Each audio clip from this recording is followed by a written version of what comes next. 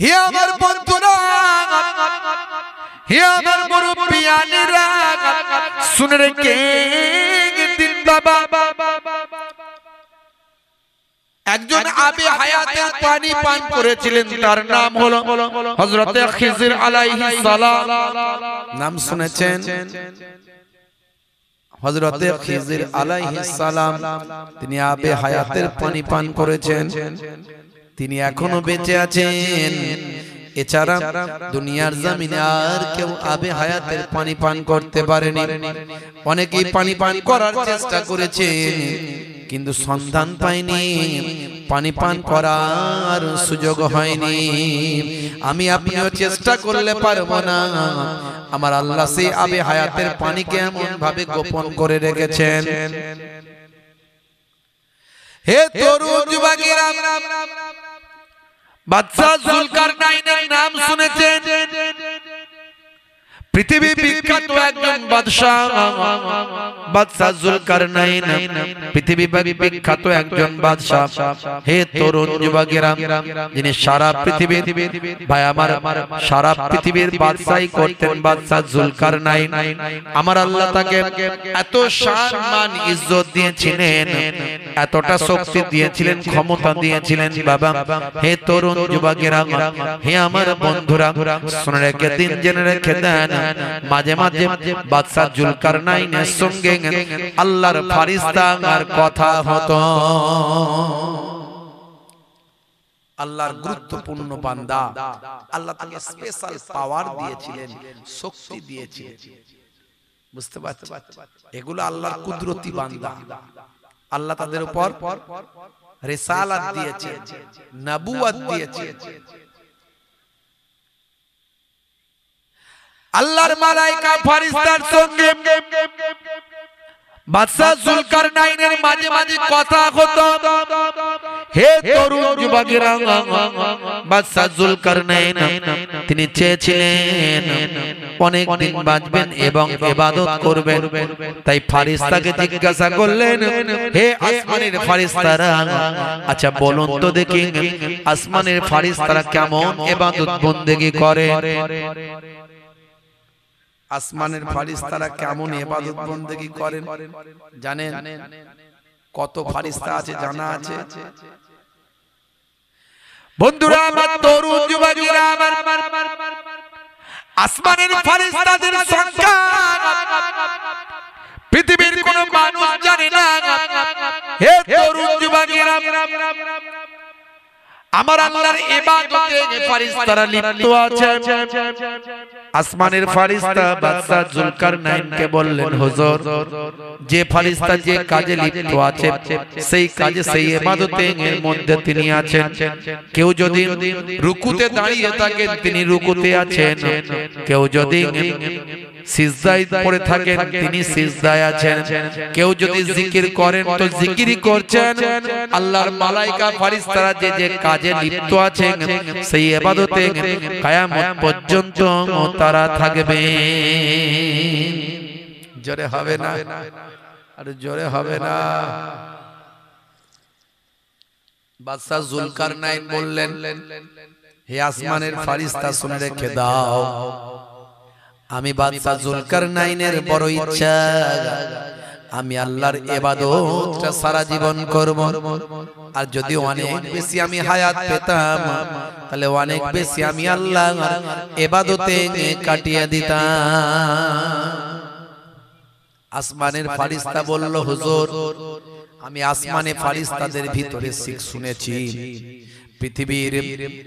পৃথিবীর এক প্রান্তে একটা পাহাড় আছে, পাহাড়টার নাম হলো কোকেসাস। এই কোকেসাস পর্বতের নিচে গভীর অন্ধকারের ভিতরে একটা কুয়া আছে। এই কুয়াটার নাম হলো আবে হায়াত। এই আবে হায়াতের কুয়ার পানি যদি কোনো ব্যক্তি পান করে, যে কুয়াটার পানি হলো দুধের থেকে সাদা আর মধুর চেয়ে মিষ্টি, এই কুয়ার পানি যদি একবার কেউ পান করে সে আর সারাটা জীবন মরবে না, সারা জীবন আমার আল্লাহ তাআলা হায়াতটা বাড়িয়ে দেবে। হে তরুণ যুবকেরা, বাদশা জুলকারনাইন বলল, আমি ইবাদত করতে চাই, সারা জীবন বাঁচতে চাই, আমি আবে হায়াতের পানি তাহলে পান করতে চাই। আমি যদি আবে হায়াতের পানিটা যদি পান করতে পারি, আমি আমার মহান প্রভু আমার আল্লাহ ইবাদতটা সারাটা জীবন ধরে করতে পারবো। সবচেয়ে বেশি ইবাদত আমি করতে পারবো আমার রবের ইবাদত করা বন্ধ আমি করব না। আমি আমার রবের ইবাদত বেশি বেশি করতে চাই, তার জন্য সারা জীবন বাঁচতে চাই, তার জন্য কিয়ামত পর্যন্ত আমি বাঁচতে চাই, কিয়ামত পর্যন্ত আমার প্রভুর ইবাদতটা আমি করতে চাই। যদি আমার প্রভু আমাকে দয়া করে আবে হায়াতের পানি পান করার সুযোগ দেন। হে তরুণ যুবকেরা, এই বলে তিনি ফারিস্তার থেকে বিদায় নিয়ে রাজপ্রাসাদে চলে গেলেন। কবি সংক্ষেপ করে বলছি, আমাদের অল্প দিনের জিন্দেগি, আমরা তো আর আবে হায়াতের পানি পান করতে পারবো না। অল্প দিনের জিন্দেগি, গোর গোর সওয়াল গোর গোর জবাব। হে তরুণ যুবকেরা শুনে রেখে দেন, আমার আল্লাহ বলছেন মরতে তোমাকে হবে, মৃত্যু ছাড়া কেউ রেহাই পাবে না। কুল্লু নাফসিন যায়কাতুল মাউত, তো মরবে যখন বান্দা মৃত্যুর জন্য তৈরি হয়ে যাও। মৃত্যুর জন্য তৈরি হও। কতটা তৈরি হয়েছি একবার ভাবুন তো দেখি, কতটা আমরা তৈরি হয়েছি মৃত্যুর জন্য প্রস্তুত হয়েছি, কতটা আমরা নিজেদের সম্পদ গচ্ছিত করতে পেরেছি। একবার চিন্তা করুন, একবার ভাবুন।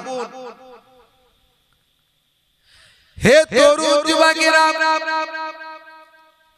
মৃত্যুর জন্য যদি তৈরি হতে পারে, শুনে রেখে দেন, আপনাকে একটা সুন্দর পদ্ধতি বলে দিই, একটা সুন্দর সূত্র আপনাকে শিখিয়ে দিই। মিনিমাম ইবাদতটা আপনাকে করতেই হবে।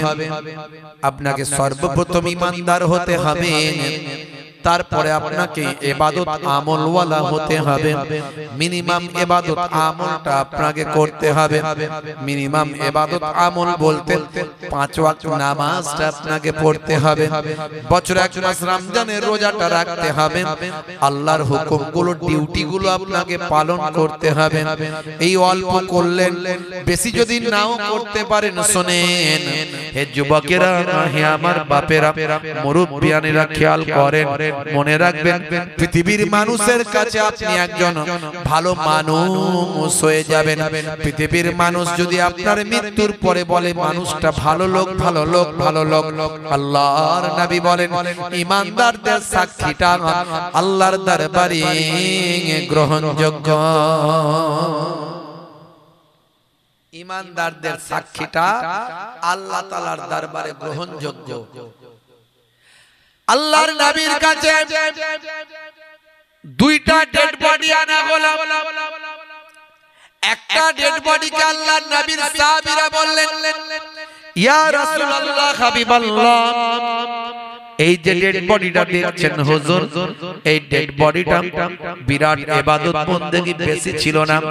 যেটুকু 5 ওয়াক্ত নামাজ, বছরে 1 মাস রমজানের রোজা, যেটুকু সামান্য ইবাদত বন্দেগী কম্পালসারি, যেগুলো বাধ্যতামূলক, যেগুলো সে ইবাদতগুলো তার ছিল। অতিরিক্ত নামাজ, অতিরিক্ত রোজা, অতিরিক্ত হজ যাকাত, অতিরিক্ত তেলাওয়াত, অতিরিক্ত ইবাদত, নফল নামাজ, নফল রোজা, এমন কিছু তার বেশি ছিল না। তবে ইয়া রাসূলুল্লাহ, হাবিবাল্লাহ, এই বান্দাটি মুখের ব্যবহারটা এত ভালো ছিল, আখলাক চরিত্রটা এত ভালো ছিল, মানুষের মরা অন্তর জীবিত হয়ে যেত, মানুষের দুঃখ দুর্দশা তার ঘুচে যেত, লোকে তাকে ভালো লোক বলে জানে, মানুষের মনের দুঃখ দুর্দশা যন্ত্রণা সে মিটিয়ে দিত, মানুষ তাকে ভালো লোক, ভালো লোক বলে। ইয়া রাসূলুল্লাহ, হাবিবাল্লাহ, যার মুখের ব্যবহারে মানুষ সন্তুষ্ট হয়ে যায়, ছোটদেরকে সন্তুষ্ট করে দেয়, বড়দেরকেও সন্তুষ্ট করে দেয়। এত সুন্দর মিষ্টি ব্যবহার সে দেখাতো। আল্লাহর নবী বলেন, হে দুনিয়ার মানুষ শুনে রেখে দাও, হে আমার সাহাবীরা জেনে রেখে দাও, যাকে তোমরা মারা যাওয়ার পরে ঈমানদারীরা ভালো লোক বলে সাক্ষী দেবে, শুনে রেখে দাও সেই বান্দা আমার আল্লাহর দরবারে ঈমানদার এবং নেককার পরহেজগার আল্লাহর দরবারে জান্নাতি বান্দা হয়ে যাবে।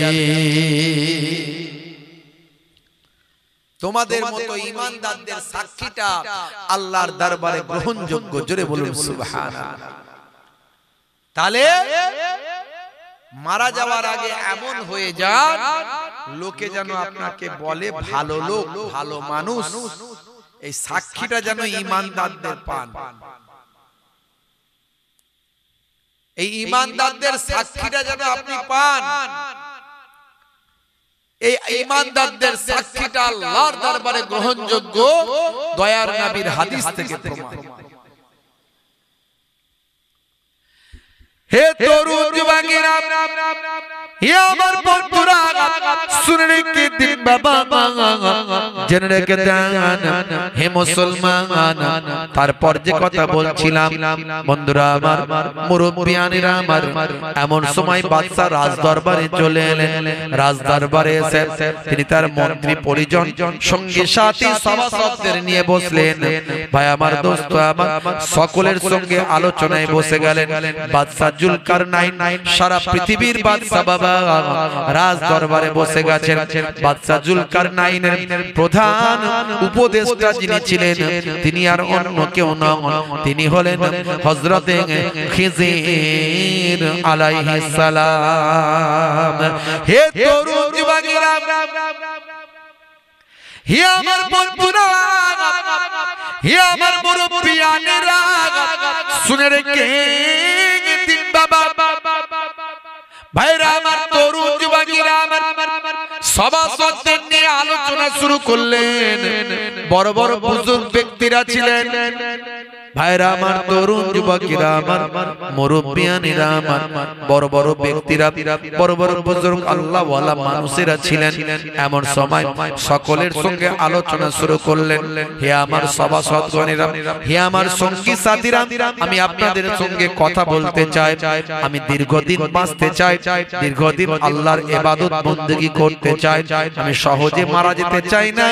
আমি জুলকারনাইন, আমি সারা জীবন বাঁচতে চাই, কিয়ামত পর্যন্ত বাঁচতে চাই এবং সবচেয়ে বেশি ইবাদত বন্দেগী করতে চাই।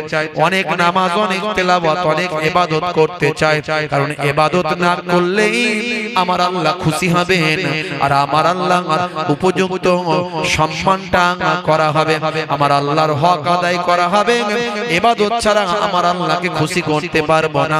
তা আমি আল্লাহ বেশি বেশি ইবাদতটা করতে চাই। ইবাদত গুলোর মধ্যে সবচেয়ে বড় ইবাদত কি?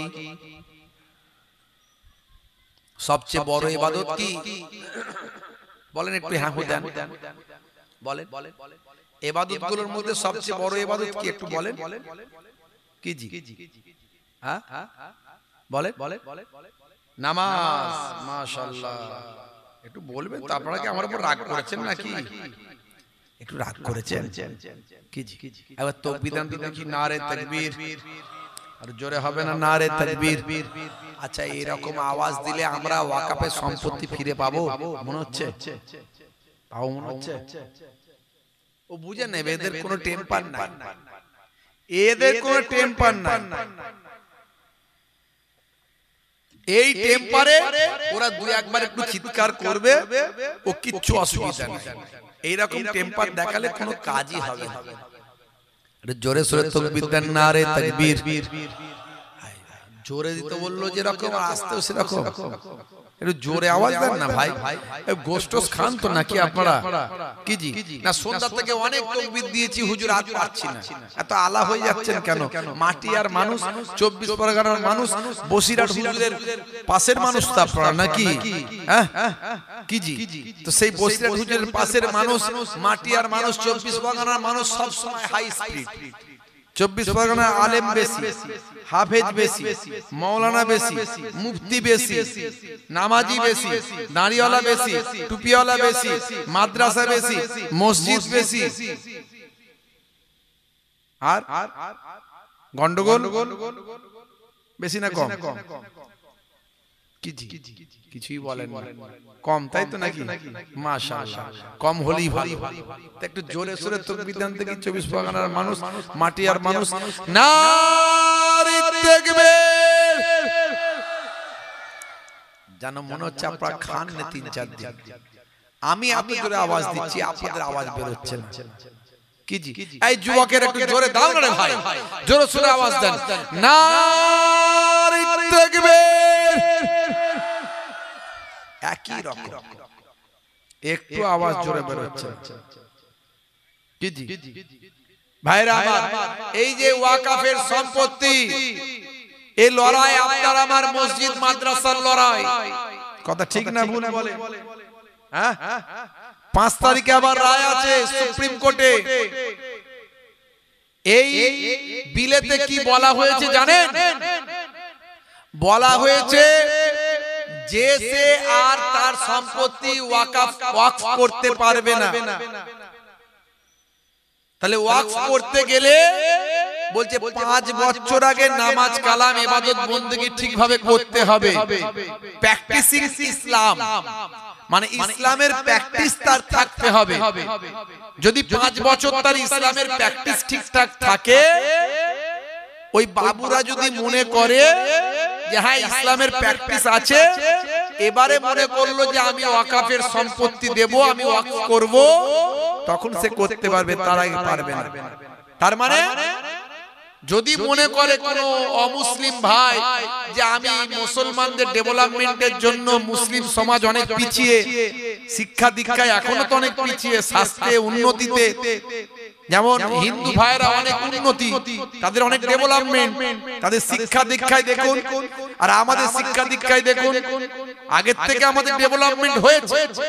কিন্তু যদি অর্থনৈতিক পরিকাঠামোর দিক থেকে দেখেন, 80% মুসলমান তারা কিন্তু অনেক পুয়ার, মাত্র 20% মুসলমান ধনী।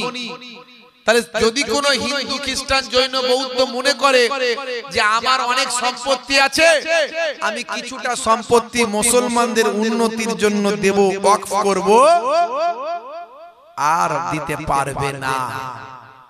বলছে 5 বছর প্র্যাকটিসিং মুসলিম হতে হবে তাকে। তার মানে 5 বছর নামাজ কালাম ইসলাম মেনে চলতে হবে, তাহলে অন্য ধর্মের মানুষ আর ওয়াকফ করতে পারবে না। এটা একটা। 2 নাম্বার হলো কি বলছে, একটা কমিটি হবে, একটা কমিটি হবে, সেই কমিটিতে প্রায় 20-22 জনের একটা কমিটি হবে। সেখানে মাত্র 8 জন মুসলিম থাকবে আর 12 জন অমুসলিম থাকবে। ভাবতে পারেন, আপনার বাপ 14 পুরুষের দেওয়া সম্পত্তি, ওয়াকফ করা সম্পত্তি, আফটার জেনারেশন গরিব দুস্থ অসহায় মুসলমানদের উন্নতির জন্য দেওয়া সম্পত্তি, সেই সম্পত্তি কেমন ভাবে ইউটিলাইজ করবেন, ব্যবহার করবেন, তার জন্য বলছে 8 জন মুসলমান থাকবে আর বাকি 12 জন অমুসলিম থাকবে। আচ্ছা বলুন তো, আমার কারোর উপর রাগতাপ নাই, এটা যদি অন্য ক্ষেত্রে হয় কি সম্ভব? যদি খ্রিস্টানদের গির্জার যে সম্পত্তি আছে সেই সম্পত্তিতে মুসলমানদের কমিটিতে ঢোকানো হবে কি না? আমার হিন্দু ভাইদের যে দেবত্ব সম্পত্তি আছে, যে মন্দিরের ট্রাস্টের সম্পত্তি আছে, সেই ট্রাস্টের মন্দিরের সম্পত্তিতে এই রকম মুসলমান ভাইদেরকে সেই কমিটিতে রাখা হবে। হবে কি যে 12 জন মুসলমান থাকবে আর 8 জন সেই সম্প্রদায়ের মানুষ থাকবে? এরকম হবে? কখনোই হবে না। তাহলে এটা কি করে মুসলমানরা মেনে নিতে পারে? ভাইরা আমার, তরুণ যুবকেরা আমার, মুরব্বিয়ানেরা আমার, এই রকম বেশ কিছু আইন করা হয়েছে। এই ওয়াকফের নতুন সংশোধনী বিল যেটা এসেছে, এর দ্বারাই আমার আপনার মসজিদ, মাদ্রাসা, ঈদগাহ, গোরস্থান আপনারা দেখেছেন এই আইনটা শুধু পাস হতে দেরি হয়েছে, এখনো ইমপ্লিমেন্ট হয়নি, নোটিফিকেশন জারি হয়নি, বাস্তবায়িত হয়নি। তার আগে বহু মাদ্রাসা সিল করে দিয়েছে, অনেক গোরস্থান ভেঙে গুড়িয়ে দিয়েছে। আপনারা দেখেছেন কি অবস্থা হয়েছে। এর জন্য কি করতে হবে? এই আইন প্রত্যাহার করানোর জন্য কি করতে হবে? না, আমাদেরকে দুটো পথ অবলম্বন করতে হবে। একটা হলো আইনি পথ, যেমন সুপ্রিম কোর্টে লড়াই করা হচ্ছে, বেশি বেশি লড়াই করতে হবে, মামলা করতে হবে। তার সঙ্গে সঙ্গে গণতান্ত্রিক পদ্ধতিতে সংবিধানকে মান্যতা দিয়ে শান্তিপূর্ণ দীর্ঘমেয়াদী আন্দোলন করতে হবে। প্রয়োজন হলে কৃষক আন্দোলনের মতো দিল্লির যন্তর মন্তরে গিয়ে বছরের পর বছর খাবার দাবার নিয়ে গিয়ে সেখানে থাকতে হবে, আন্দোলন করতে হবে। শুধু তাই নয়, ভারতবর্ষের 28টা রাজ্যের 28টা রাজধানীতে বছরের পর বছর প্রয়োজন হলে আমার ঘরে দুজন একজন ছেলে প্রত্যেক দিন যাতায়াত করে থেকে এই আন্দোলনকে জারি রেখে বুঝিয়ে দিতে হবে যে আমরা আন্দোলন জারি রেখেছি, জীবন চলে গেলেও আন্দোলন বন্ধ করব না। এটা আমাদের মাদ্রাসা, মসজিদ, গোরস্থান বাঁচানোর লড়াই। এই লড়াইয়ে যদি আমাদের জীবন পর্যন্ত উৎসর্গ করতে হয়, আমরা মুসলমানেরা করতে রাজি আছি। কারা কারা প্রস্তুত আছেন হাত তুলে দেখান তো দেখি। মাশাআল্লাহ, নারে তাকবীর, নারে তাকবীর। যদি আমরা মন থেকে পারি তবে, আর এই আইন যদি বাস্তবায়িত হয়ে যায়, তাহলে মাথায় রাখবেন আগামী দিন এমন আইন আরো আসছে যেখানে আমার আপনার ভোটাধিকার আর থাকবে না। আপনি আর ভোট দেওয়ার ক্ষমতা থাকবেন না। বুঝতে পারছেন? ওয়ান নেশন ওয়ান ভোট এই আইন আসছে। বুঝতে পারছেন? ভাইরা আমার, তরুণ যুবকেরা আমার, মুরব্বিয়ানেরা আমার, হে তরুণ যুবকেরা, যেটা বলছিলাম, বাদশা জুলকারনাইন বেশি বেশি ইবাদত করতে চান, তার জন্য তিনি আবে হায়াতের পানি পান করতে চান। হে তরুণ যুবকেরা, ইবাদতগুলোর মধ্যে সবচেয়ে বড় ইবাদত হলো নামাজ। নামাজের থেকে বড় ইবাদত আর কিছু নাই। আফজালুল ইবাদাতে ইবাদাতুস সালাত, সবচেয়ে বড় ইবাদত হলো নামাজ। সেই নামাজ ছেড়ে দেবেন না, নামাজের সময় হলে নামাজটা পড়বেন। আমার আল্লাহ কোরআন মাজিদের ভিতরে জানিয়ে দেন, ইন্নাস সালাতা তানহা আনিল ফাহশাই ওয়াল মুনকার, নামাজ তোমাকে ওয়াসিলাতা অন্যায় থেকে দূরে সরিয়ে দেবে। হে তরুণ যুবকেরা, হে আমার বন্ধুরা, সেই নামাজের সময় হলে নামাজটা ছেড়ে দেবেন না।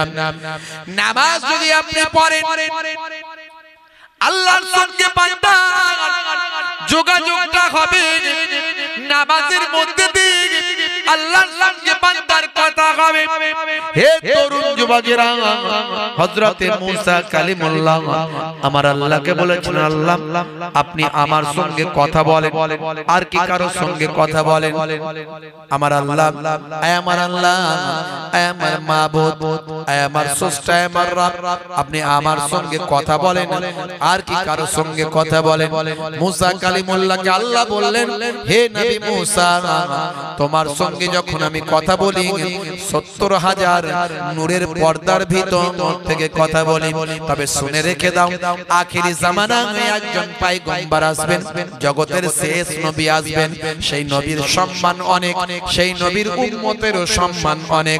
সেই নবীর উম্মত যখন নামাজে সিজদায় যখন পড়ে যাবে, আমি আল্লাহর সঙ্গে যখন কথা বলবেন, সিজদায় যখন পড়ে থাকবেন, হে নবী মুসা কালিমুল্লাহ, তখন সেই উম্মতের সঙ্গে, সেই নবীর উম্মত, আখিরি জামানার পয়গম্বরের উম্মত, সেই নবীর উম্মতের সঙ্গে আমি আল্লাহর কোনো পর্দা থাকবে না, কোনো পার্থক্য থাকবে না। আমি আল্লাহর সঙ্গে ডাইরেক্ট দেখে দেখে কথা হবে। এই বান্দার সঙ্গে নামাজটা আমার জন্য মেরাজ হয়ে হয়ে যাবে। আসসালাতু মিরাজুল মুমিনিন, মুমিনদের জন্য মিরাজ হলো নামাজ। সেই নামাজ ছেড়ে দেবেন না। বান্দা নামাজ পড়ো, আঁকড়ে ধরো, ছেড়ো না নামাজ এই জীবনে, করো না কাজা হবে যে সাজা, দোজখ ঠিকানা আখিরাতে, দোজখ ঠিকানা আখিরাতে। বান্দা নামাজ পড়ো, আঁকড়ে ধরো, ছেড়ো না নামাজ এই জীবনে, করো না কাজা হবে যে সাজা, দোজখ ঠিকানা আখিরাতে, দোজখ ঠিকানা আখিরাতে। নামাজ না পড়লে কি হবে? ঠিকানা দোজখ হবে, জাহান্নাম হবে। আল্লাহ তাআলা আমাদের জাহান্নামের আযাব থেকে নাজাত দান করুন। বলুন আল্লাহুম্মা আমিন, বলুন আল্লাহুম্মা আমিন। ফজর গেল ঘুমে ঘুমে, জোহর বেলাতে কাজ, আসর গেল তাসার আড্ডায়, মাগরিব হেলা ফেলায়। ফজর গেল ঘুমে ঘুমে, জোহর বেলাতে কাজ, আসর গেল তাসার আড্ডায়, মাগরিব হেলা ফেলায়। নামাজ তোমার সঙ্গের সাথী, নামাজ হলো ঘরের বাতি, নামাজ বিনা এই দুনিয়ায় সবই যে বৃথা। বান্দা নামাজ পড়ো, আঁকড়ে ধরো, ছেড়ো না নামাজ এই জীবনে, করো না কাজা হবে যে সাজা, দোজখ ঠিকানা আখিরাতে, দোজখ ঠিকানা আখিরাতে। আল্লাহ তাআলা হেফাজত করুন। বলো আল্লাহুম্মা আমিন। জোরে হবেন আল্লাহুম্মা আমিন। নারে তাকবীর। ভাইরা আমার, তরুণ যুবকেরা আমার, সেই নামাজ সবচেয়ে বড় ইবাদত। আল্লাহ তাআলা আমাদের প্রত্যেককে নামাজি বানিয়ে দেন। ভাইরা আমার, এই নামাজ সমস্ত নবীদের জামানাতেই ছিল। এই রকম 5 ওয়াক্ত ধারাবাহিক স্টাইলে ছিল না। মুসা নবীর জামানায় 2 ওয়াক্তের নামাজ ছিল, এরকম অন্যান্য নবীদের জামানায় নামাজ ছিল। বাদশা জুলকারনাইন নামাজ তার আমলে ছিল। হে তরুণ যুবকেরা, হে আমার বন্ধুরা, হে আমার মুরব্বিয়ানেরা, শুনে রেখে দিন বাবা। এমন সময় দেখতে পাওয়া যায় বাদশা বললেন, হে আমার সঙ্গী সাথীরা, হে আমার সভাসদেরা, হে আল্লাহর নেক বান্দারা, আমি যে সন্ধানটা পেয়েছি এই সন্ধানটার সম্পর্কে কি আপনাদের জানা আছে? আপনারা কি আবে হায়াত কুয়ার সম্পর্কে জানেন? এই আবে হায়াতের পানির সম্পর্কে কি জানেন? সেই সময় বুজুর্গ ব্যক্তিদের মধ্যে কেউ কেউ বললেন, হযরতে আদম আলাইহিস সালাতু ওয়াস সালামের বর্ণনা থেকে পাওয়া যায় আবে হায়াতের কথা। আবে হায়াতের পানি মধুর চেয়ে মিষ্টি, দুধের চেয়ে সাদা। যদি কেউ একবার পান করে তার জীবনে জিন্দেগিতে আর কখনো মৃত্যু আসবে না। এই আবে হায়াতের পানি সম্পর্কে জানা যায় ভাই আমার, দোস্ত আমার, এটা হলো কোকেসাস পর্বতের নিচে গভীর অন্ধকার ভাই আমার জঙ্গলের ভিতরে একটা কূপ আছে। এই কূপটা গভীর অন্ধকারের ভিতরে আছে। এই রকম বর্ণনা হযরতে আদম আলাইহিস সালাতু ওয়াস সালামের মধ্যে থেকে তার বর্ণনা থেকে পাওয়া যায়, তার বক্তব্য থেকে পাওয়া যায়। হে তরুণ যুবকেরা, হে আমার বন্ধুরা, একদিকে বসেছিলেন হযরতে লোকমান হাকিম, আর একদিকে বসেছিলেন হযরতে খিজির আলাইহিস সালাম, আর সামনে আরো বসে আছেন আল্লাহওয়ালা মানুষ। ভাই আমার, সেনাপতি থেকে শুরু করে বড় বড় রাজ দরবারের বড় বড় ব্যক্তিত্বরা। বাদশা জুলকারনাইন বললেন, আমি তামাম পৃথিবীর বাদশা, আমি সেই আবে হায়াতের কুয়াকে খোঁজ করতে চাই, আর আবে হায়াতের কুয়ার পানি পান করে জীবন লাভ করতে চাই, সারা জীবন বাঁচতে চাই, কিয়ামত পর্যন্ত আমার আল্লাহ ইবাদতে কাটাতে চাই। জোরে হবে না? আর জোরে হবে না? কি গো, সারা জীবন কেউ বাঁচবে বলেন তো? বাঁচবে? বন্ধুরা, আমার তরুণ যুবকেরা, 12 বছরের জন্য রাজ দরবারের ভাগ, 12 বছরের জন্য দেশ চালানোর দায়িত্ব নির্দিষ্ট ব্যক্তির হাতে অর্পণ করলেন। একদিকে নিলেন লোকমান হাকিমকে, আর একদিকে নিলেন হযরতে খিজির আলাইহিস সালামকে। হযরতে খিজির আলাইহিস সালামকে দায়িত্ব দিলেন, ও আল্লাহর নেক বান্দা, ও হযরতে খিজির আলাইহিস সালাম, আপনি হলেন প্রধান উপদেষ্টা, আপনি হলেন সবচেয়ে গুরুত্বপূর্ণ দায়িত্বে, আপনাকে সামনে যেতে হবে, আপনাকে এই রাস্তাটা পরিচালনা করতে হবে, এই বিরাট যে মিশন, এই মিশনটা সাকসেসফুল করতে হবে, আপনি দায়িত্বটা বেশি পালন করবেন।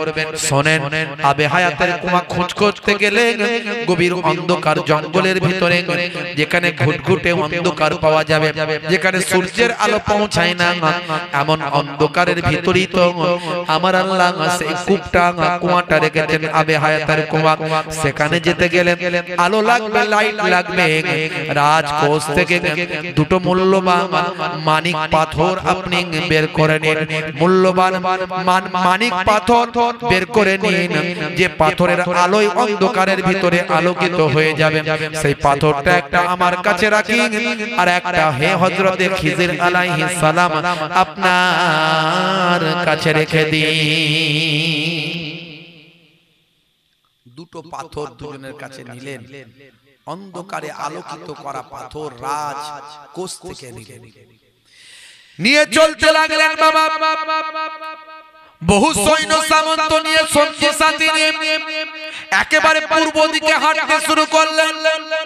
তৎকালীন যুগে হে তরুণ যুবকেরা, চলতে চলতে চলতে চলতে পৃথিবীর এক প্রান্ত থেকে অন্য প্রান্তের দিকে যেতে যেতে বহু অলৌকিক জিনিসপত্র দেখতে লাগলেন, অলৌকিক জিনিস তার চোখে আসলো। বন্ধুরা আমার, তরুণ যুবকেরা আমার, যেতে যেতে একটা নদী পড়ল বিশাল। সেই নদীর ধারে গিয়ে দেখে এক মানুষ জাতীয় এক ধরনের প্রাণী, এক ধরনের জীব নদীর ধারে বসে আছে। এমন সময় হযরতে বাবা জুলকারনাইন বললেন, দেখুন দেখুন এই প্রাণীগুলো কেমন প্রাণী, যেন মনে হচ্ছে মানুষ, কিন্তু পায়ের দিকটা, লেজের দিকটা দেখে মনে হচ্ছে মাছ। এরা মানুষগুলো কেমন মানুষ, এই মানুষগুলো কি আমরা এর আগে কখনো দেখেছি? সঙ্গী সাথীরা বললেন, ও আল্লাহর মাহবুব বান্দা, ও বাদশা জাহাপনা, এমন মানুষ জীবনে জিন্দেগিতে আমরা কখনো দেখি না। বাদশা জুলকারনাইন বললেন, জান জান জান, দুজনকে এইরকম মানুষকে আমার সামনে ধরে আনো, দেখি তারা অরিজিনাল মানুষ না অন্য কিছু। দুইজন এরকম নিরীহ প্রাণী, যারা হাঁটে না, চলে না, ছুটে পালায় না, তাদের দুজনকে ধরে নিয়ে আসা হলো। নিয়ে আসার পরে পরীক্ষা নিরীক্ষা করে দেখা গেল এরা মাছেরই একটা প্রজাতি, কিন্তু মানুষের মতো উপর দিকের চেহারা আর পায়ের দিকের চেহারাটা মাছের মতো তাদের লেজ। হে তরুণ যুবকেরা, জুলকারনাইন সেই সময় বললেন, বাদশা বললেন, জান জান, এদেরকে আবার নদীতে ছেড়ে দেয়। অনেক ধরনের প্রাণী দেখতে পেলেন, অনেক ধরনের জীব দেখতে পেলেন। বন্ধুরা আমার, তরুণ যুবকেরা আমার, হে দুনিয়ার মানুষ শুনুন, হে মানুষেরা শুনে রেখে দেন, কতদিন বাঁচবে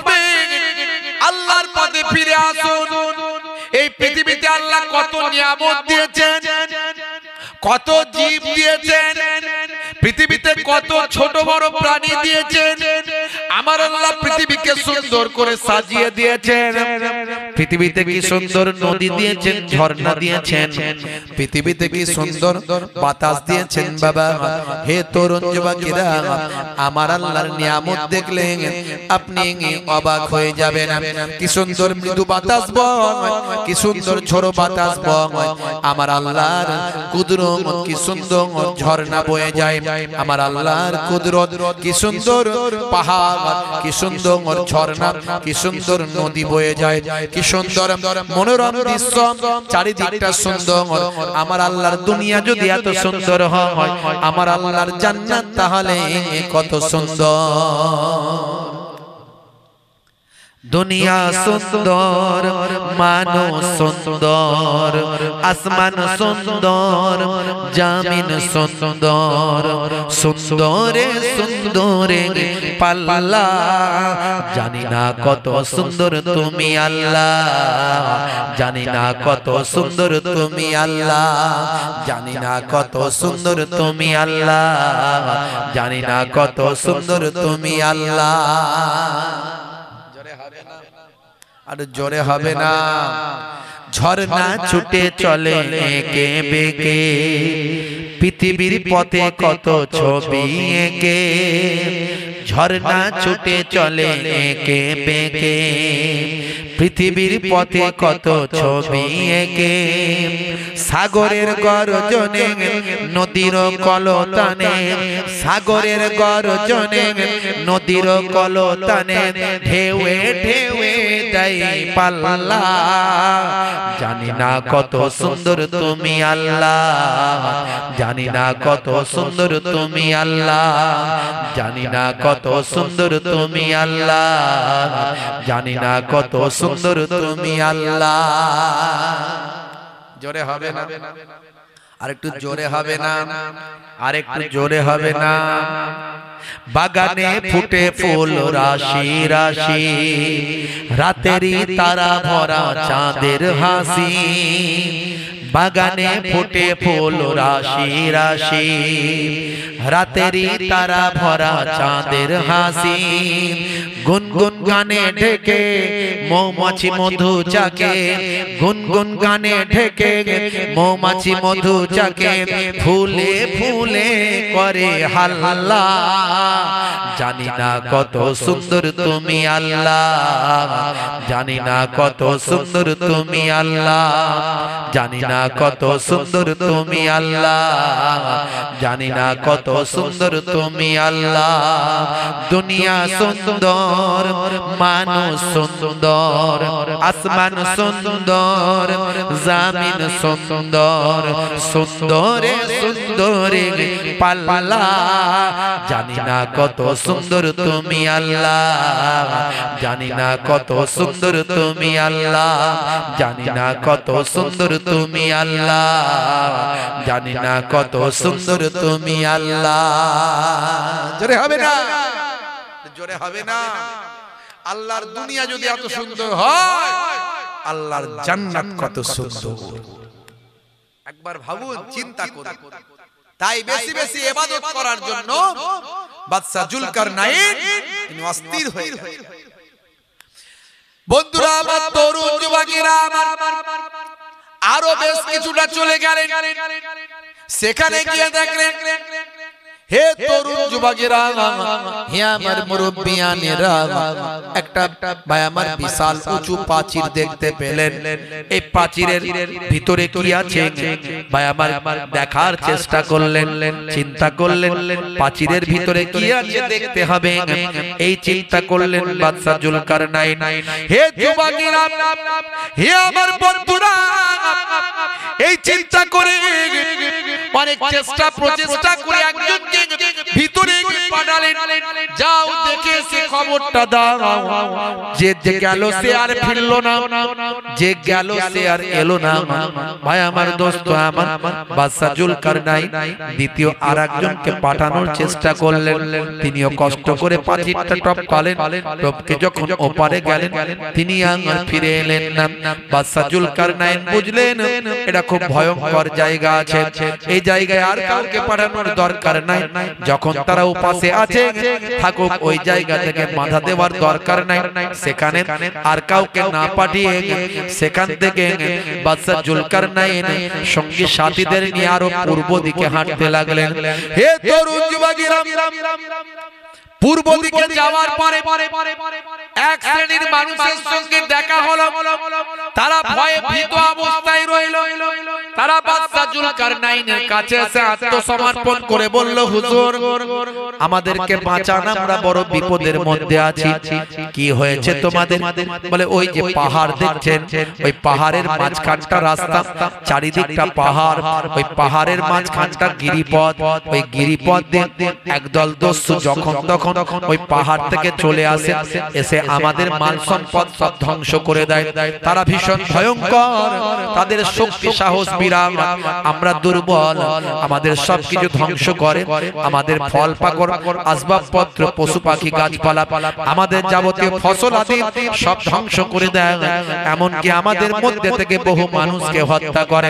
হে তরুণ যুবকেরা, হযরতে বাদশাহ জুলকারনাইন চিন্তা করলেন এরা কারা? পরে জানতে পারলেন এরাই হলো ইয়াজুজ মাজুজ, এরাই হলো ইয়াজুজ মাজুজ। হে তরুণ যুবকেরা, যাদের কথা আমার আল্লাহ কোরআন মাজিদের ভিতরে বলেছেন, সেই সময় বাদশাহ জুলকারনাইনকে তারা বলল, হুজুর আপনি যদি আমাদের অর্থ চান অর্থ দেব, আমাদের সম্পদ চান সম্পদ দেব, আমাদের সাহায্য করুন, না হলে আমরা সব মারা যাব, এই ইয়াজুজ মাজুজের অত্যাচারে আমরা ধ্বংস হয়ে যাব। সেই সময় বাদশাহ জুলকারনাইন বললেন, আল্লাহ আমাকে যা সম্পদ দিয়েছেন সেই সম্পদের কোনো অভাব নাই, আমার সম্পদ লাগবে না, যেটা লাগবে সেটা হলো তোমাদের সাহায্য, তোমাদের লেবারি, তোমাদের পরিশ্রম, তোমরা পরিশ্রমটা আমাকে দাও। আমার সঙ্গে সাথীদের লাগিয়ে এই যে গিরিপথটা আছে, এই গিরিপথটা আমি একটা প্রাচীর বানিয়ে দেব,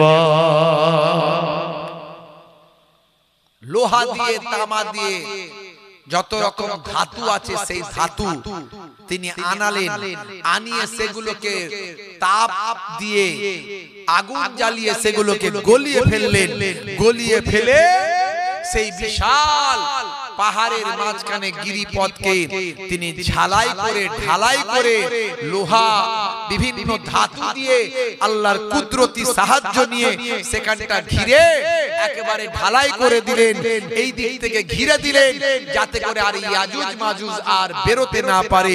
তারপর থেকে ইয়াজুজ মাজুজ আর কখনো বাইরে বেরোতে পারে না। ভাইরা আমার, কিয়ামতের আগে তারা এক সময় বাইরে বেরিয়ে আসবে, এই ইতিহাস আপনারা জানেন। আর তাদেরকে যিনি বন্দী করেছিলেন তিনি হলেন এই বাদশাহ জুলকারনাইন।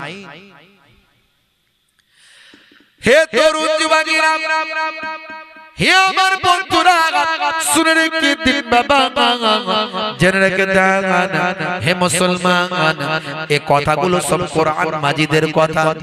আমার আল্লাহ জুলকারনাইনের বয়ান কোরআন মাজিদে করেছেন, আমার আল্লাহ ইয়াজুজ মাজুজের বয়ান এই কোরআন মাজিদের ভিতরে করেছেন। এগুলো সব কিয়ামতের আলামত বাবা, কিয়ামতের আলামত। এই ইয়াজুজ মাজুজ বের হবে ভাইরা আমার, ভাই আমার আপনার কি বলবো, দাজ্জাল বের হবে।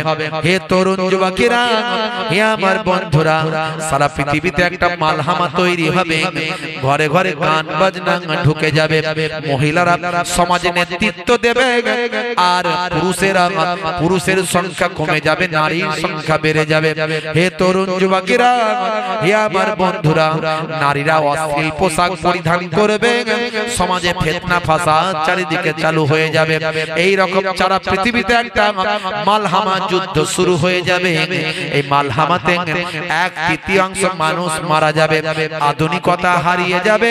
হে যুবকেরা, এর পরে দেখা যাবে ইমাম মাহদী আলাইহিস সালাম পৃথিবীর জমিনে আগমন করবে। এগুলো সব কিয়ামতের আলামত। এর আলোচনা অনেক আছে, বেশি কথা বলবো না। আমি ইবাদত নিয়ে কথা বলছি। আপনাকে আমাকে ইবাদত করতে হবে। নামাজ ছেড়ে দিয়ে, রোজা ছেড়ে দিয়ে, রাসূলের সুন্নাত তরিকা ছেড়ে দিয়ে আমরা কখনো জান্নাত পেতে পারবো না। কিছু কিছু ব্যক্তি বলে না, হুজুর আমি নামাজ না পড়তে পারি, আমার ঈমান কিন্তু পাক্কা। বলে কি বলে না? বলে নামাজ না পড়তে পারি, ঈমান কিন্তু পাক্কা। এই সব কথা আর বললে হবে না। এখন কেউ বোকা নাই, সবাই চালাক। এসব কথা বলে লোককে ঠকিয়ে লাভ আছে? যে নামাজ পড়বে না, নামাজ ছেড়ে দিয়েছে, তার ঈমান কখনো পাকা হতে পারে না। যদিও ঈমান থাকে, সেটা দুর্বল ঈমান। আমি নামাজ পড়তে পারি না, ঈমান আমার পাক্কা, পাকামো করার জায়গা খুঁজে পাওনি। কবরে দেওয়ার পরে, ঈমানের পরে যখন আমলের প্রশ্ন আসবে, সবচেয়ে আগে নামাজের সম্পর্কে জিজ্ঞাসা করা হবে। বান্দা নামাজ পড়তে? বন্ধুরা আমার, এখন আর কেউ বোকা না, সবাই চালাক। এই মোবাইলের যুগ, ইন্টারনেটের যুগ। একটা মহিলা ভিখারি ভিক্ষা করতে করতে, গ্রামে ভিক্ষা করতে করতে, মহিলা ভিখারি একজন ভিক্ষা করতে করতে একজন বুড়ি মায়ের কাছে গেছে, গিয়ে বলছে, বুড়ি মা তোমাকে ভিক্ষা কিছু দিতে হবে না, তুমি খেতে দাও। শুনছেন কথা? বলছে, বুড়ি মা তোমাকে ভিক্ষা দিতে হবে না, কিছু খেতে দাও। বুড়ি মা বলছে, মা ভাত রান্না হচ্ছে, হতে একটু দেরি আছে, আমি রেডি করছি, তুমি একটু ঘুরে ঘাড়ে এসো, এসে খাবে। তখন ওই ভিখারি মহিলা বলছে, মাগো আমার কি অত সময় আছে এসে বসে থাকার? কত ব্যস্ত বুঝতে পারছো না? আমি আমার ফোন নাম্বারটা দিচ্ছি, তোমার ভাতটা সব রেডি হয়ে গেলে আমাকে মিস কল মেরে দিও। বুঝতে পারছো? বুড়িমাও তো এখনকারের বুড়িমা। বলছে, হ্যাঁ গো মা, মিস কল মারার কি দরকার আছে বলো, অত ঝামেলার দরকার নাই। তো এক কাজ করব, সব রেডি হয়ে গেলে আমি ছবি তুলে হোয়াটসঅ্যাপে পাঠিয়ে দেব, আর তুমি ডাউনলোড করে খেয়ে নেবে। বুঝতে পারছো? তার বোকা কেউ নাই। আমি নামাজ পড়ি না, ঈমান পাক্কা, ওসব কথা বলে লাভ নাই। নামাজ ছেড়ে দিয়ে কেউ জান্নাতে যেতে পারবে না। আর ইবাদতের জন্যই জুলকারনাইন সারা জীবন বাঁচতে চায়। হে তরুণ যুবকেরা, হে আমার বন্ধুরা, শুনে রেখে দিন বাবা, জেনে রেখে দেন হে মুসলমান, এই নামাজকে কায়েম করার জন্য আমার আপনার নবী কত কষ্ট করেছেন। এই নামাজকে কায়েম করার জন্য আমার আপনার নবী কত আঘাত সহ্য করেছেন। নামাজকে কায়েম করার জন্য আমার আপনার নবী মার খেয়েছেন, জুলুম অত্যাচার আর সহ্য করেছেন। আমার আপনার নবী সারা শরীরটা লালে লাল হয়ে গিয়েছে এই নামাজকে কায়েম করার জন্য। তায়েফের মাটিতে গিয়েছেন, দয়ার নবী আমার রক্তাক্ত হয়েছেন এই নামাজকে কায়েম করার জন্য। হে মুসলমান, তুমি নবীর উম্মত বলে দাবি করো, আর যদি নামাজ ছেড়ে দাও রে উম্মত, নবী পাকের দরবারে কাল কিয়ামতের দিনে কেমন করে নাজাত পাবে, আল্লাহর নবীর কাছে কেমন করে জবাব দেবে। মনে রাখবেন, আমাকে আপনাকে মৃতদেহ কবরে দেওয়ার পরে, কবরে যদি কেউ উপকার করে সেটা আর অন্য কেউ করবে না। আমার আপনার দয়ার নবী আমার আপনার নাজাতের জন্য উপকার করবে। হাজারো ব্যথা বেদনার পরে ফিরে আসুনি তুমি আপন ঘরে, দিনের আলো তুমি ছড়িয়ে দিতে চলে গেলে মদিনায় মক্কা ছেড়ে। হে রাসূল তোমাকে ভুলি আমি কেমন করে। জোরে হবে না, জোরে হবে না, আর জোরে হবে না। হে রাসূল তোমাকে ভুলি আমি কেমন করে। খেনা খেয়ে দিন প্রচারের কাজে নিজেকে দিয়েছো বিলিয়ে, তায়েফের কাফেরেরা চিনল না আলো, দুষ্ট ছেলেদের পিছু দিল লেলিয়ে। খেনা খেয়ে দিন প্রচারের কাজে নিজেকে দিয়েছো বিলিয়ে, তায়েফের কাফেরেরা চিনল না আলো, দুষ্ট ছেলেদের পিছু দিল লেলিয়ে। পাথরের আঘাতে ক্ষত বিক্ষত হয়ে সারা শরীর থেকে রক্ত ঝরে। হে রাসূল তোমাকে ভুলি আমি কেমন করে। হে রাসূল তোমাকে ভুলি আমি কেমন করে। হাজারো ব্যথা বেদনার পরে ফিরে আসুনি তুমি আপন ঘরে, দিনের আলো তুমি ছড়িয়ে দিতে, চলে গেলে মদিনায় মক্কা ছেড়ে। হে রাসূল তোমাকে ভুলি আমি কেমন করে। জোরে হবে না, আর জোরে হবে না। হেরার গুহায় তোমারি ধ্যান, আসমান থেকে নামে আল কোরআন। হেরার গুহায় তোমারি ধ্যান, আসমান থেকে নামে আল কোরআন। ভাঙলো সবার ভুল তোমারি পরে, আসলো কোরআনের ছায়া তলে। খালিদ ওমর আলী আবু বকর ইসলামী ঝান্ডা নিল যে তোলে। আল আমিন তুমি ছিলে যে সবার, আল আমিন তুমি ছিলে যে সদা সকল মানুষের তরে। হে রাসূল তোমাকে ভুলি আমি কেমন করে। হে রাসূল তোমাকে ভুলি আমি কেমন করে। হাজারো ব্যথা বেদনার পরে ফিরে আসুনি তুমি আপন ঘরে, দিনের আলো তুমি ছড়িয়ে দিতে, চলে গেলে মদিনায় মক্কা ছেড়ে। হে রাসূল তোমাকে ভুলি আমি কেমন করে। জোরে হবে, আর জোরে হবে না। ভাইরা আমার, সেই নামাজ কত কষ্ট করেছেন আমার আপনার নবী। রাসূলের সুন্নাত, হালাল পথে চলা, মিথ্যা বলবেন না, প্রয়োজন হলে ঘুরিয়ে কথা বলবেন, কিন্তু মিথ্যা সমস্ত গুনাহের মা। ওয়া ইজতানিবু কাউলা যুর।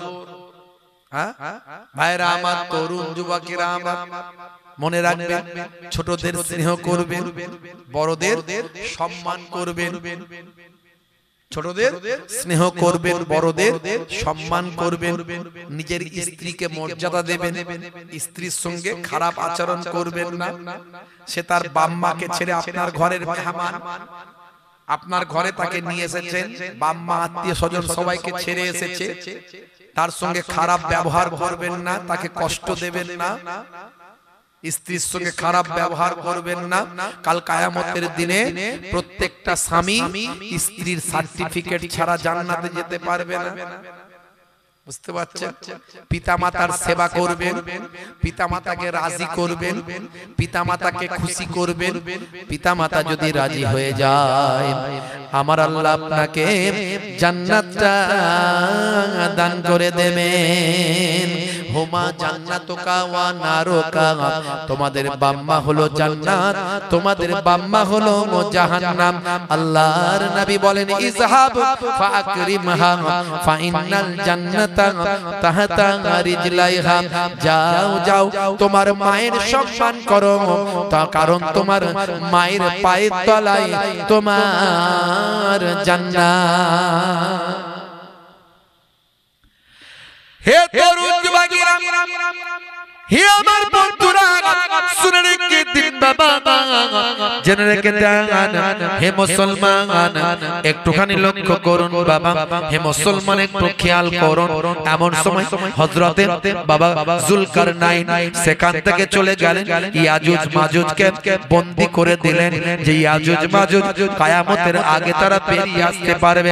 ভাইরা আমার, প্রতিদিন তারা ওই পাহাড়কে ভাই আমার আঘাত করে করে পাতলা করে ফেলে, পাহাড়কে চেটে চেটে, পাহাড়কে তাদের জিহবা অনেক বড়, জিহবা অনেক লম্বা।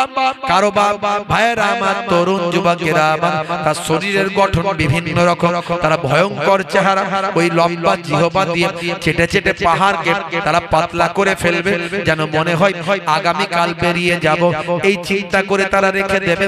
আল্লাহর কুদরতি ক্ষমতা, হযরতে যুলকারনাইনের ঘেরা প্রাচীরটা আমার আল্লাহ রাতারাতি আবার আগের মতো কংক্রিট মজবুত আবার শক্ত করে করে দেবেন।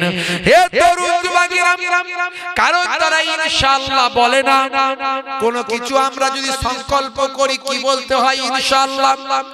আল্লাহ না চাইলে কোন কাজ সাকসেসফুল হবে ভাই? বলেন হবে? আপনি বলছেন আমি অনেক পড়াশোনা করেছি, পরীক্ষায় বসলেই পাস করব। পাস করানোর মালিক কে? পড়াশোনা করা আপনার দায়িত্ব, আর পাস করানোর দায়িত্ব আল্লাহ।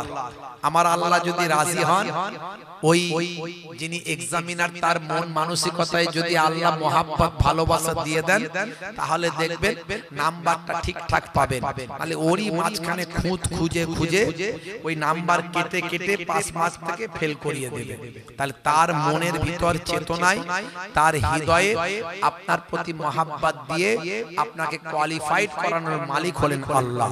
আপনি যে কোনো কাজ করবেন মনে করছেন, কিন্তু সাকসেসফুল করার মালিক কে? আল্লাহ। এই জন্য ইনশাআল্লাহ বলতে হবে। ভালো কাজে বলবেন ইনশাআল্লাহ, আর দুঃখের কথাই বলবেন ইন্না লিল্লাহ। কোনো কিছু শুরু করলে বলবেন বিসমিল্লাহ, কোনো কিছু খুশির সংবাদ পেলে বলবেন মাশাআল্লাহ।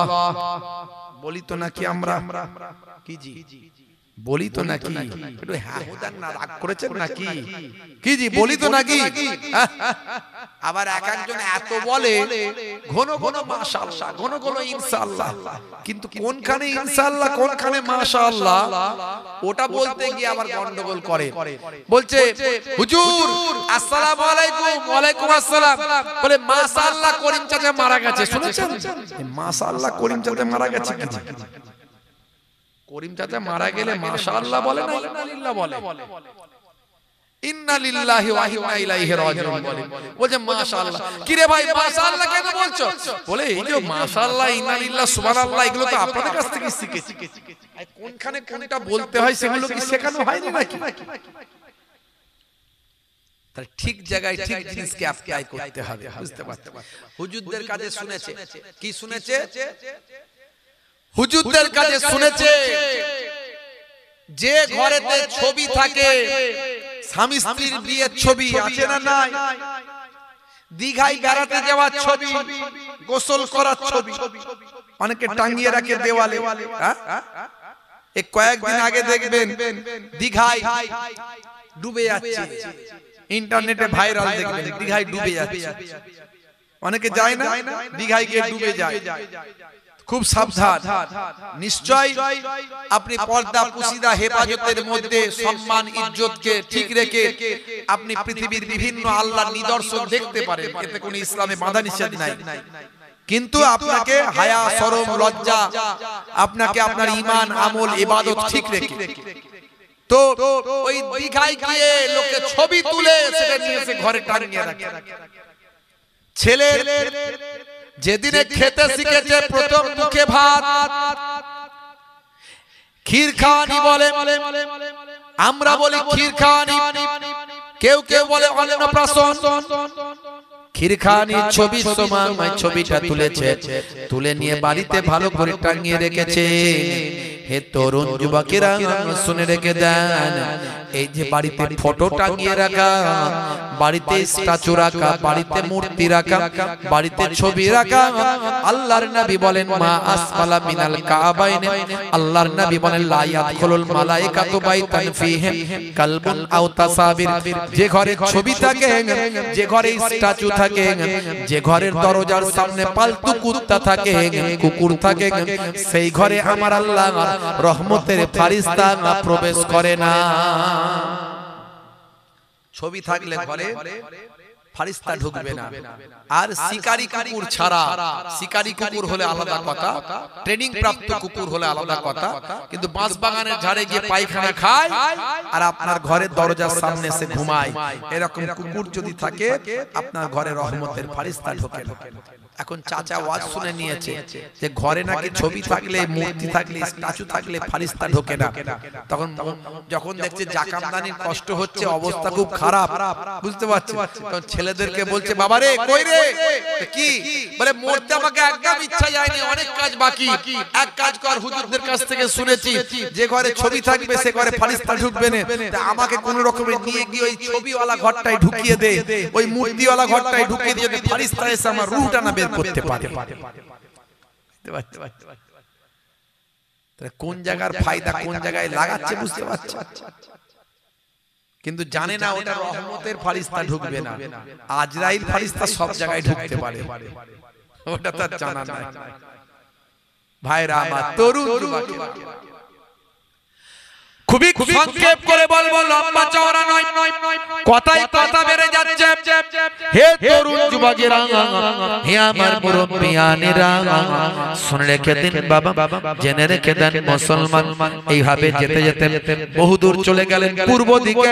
পূর্ব দিকে হযরতে যুলকারনাইন হযরতে খিজির আলাইহিস সালামকে নিয়ে পূর্ব দিকে গিয়ে একটা বিশাল বড় নদী পড়ল। সেই নদীর ওপারে নাকি বহু মানুষের বসবাস আছে। হুজুর বললেন তাদের কাছে আমি একটু যেতে চাই। বাদশা যুলকারনাইন বলল তাদের কাছে যেতে চাই, কিন্তু যাওয়ার কথা শুনে যুলকারনাইন আসছে তার সৈন্য সামন্তর সঙ্গী সাথীদের নিয়ে। এই চিন্তা করে ওই পারের মানুষগুলো ভয় পেয়ে গেল, যানবাহন গুলো সব সরিয়ে দিল, নৌকা নাই, কোনো বোট নাই, কোনো যাতায়াতের ব্যবস্থা নাই।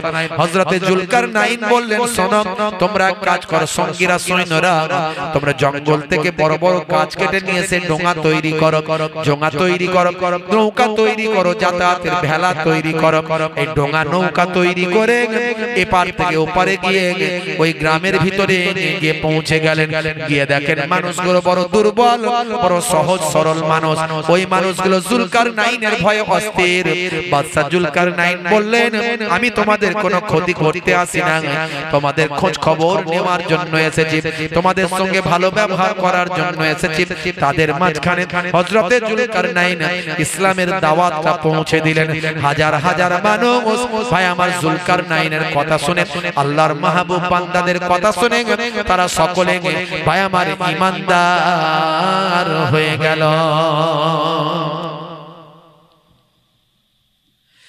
হে তরুণ যুবকেরা, ওই কাল থেকে যেতে যেতে জঙ্গল পড়ে গেল, বিশাল বিশাল পাহাড় পড়ে গেল। জিজ্ঞাসা করলো এই পাহাড় গুলো কি? বলে এখানেই তো কোকেসাস পর্বত আছে। হে তরুণ যুবকেরা, এই কোকেসাস পর্বতের কাছাকাছি যখন গেলেন, জঙ্গলের ভিতরে যখন প্রবেশ করলেন, জঙ্গলের ভিতরে গিয়ে হযরতে যুলকারনাইন তার সঙ্গীদের হারিয়ে ফেললেন। হযরতে খিজির আলাইহিস সালাম তার সঙ্গীদের হারিয়ে ফেললেন। ভাই আমার সেনাবাহিনী সৈন্যরা একে অপরকে হারিয়ে ফেললেন। এক বছর ধরে কারো সঙ্গে আর কারো সাক্ষাৎ হয় না, প্রত্যেকেই বিশাল গভীর জঙ্গলের ভিতরে সব হারিয়ে গেলেন। ভাই আমার, সর্দার কোথায়, সঙ্গী কোথায়, কেউ কোথাও খুঁজে পায় না। প্রত্যেকেই যে যার রসদ খাবার নিয়ে গিয়েছিলেন। এইভাবে তারা 1 বছর কেটে গেল। হযরতে জুলকারনাইন তিনি কয়েকজন সঙ্গী নিয়ে জঙ্গলের ভিতরে গভীর জঙ্গলে তলিয়ে গেলেন। আবার হযরতে খিজির আলাইহিস সালাম কয়েকজন সঙ্গীদের নিয়ে তিনিও বাবা হারিয়ে গেলেন, শেষে একাকী হয়ে গেলেন। হে তরুণ যুবকেরা, হযরতে খিজির আলাইহিস সালাম একাকী ঘুরতে ঘুরতে কোকেসাস পর্বতের তলদেশে একটা এমন রাস্তা পেলেন যেখান থেকে গভীর জঙ্গলের ভিতরে ঢুকে যাচ্ছে। যত যাচ্ছেন তত অন্ধকার, যত যাচ্ছেন তত গভীর। ভাই আমার, এইভাবে চলতে লাগলেন।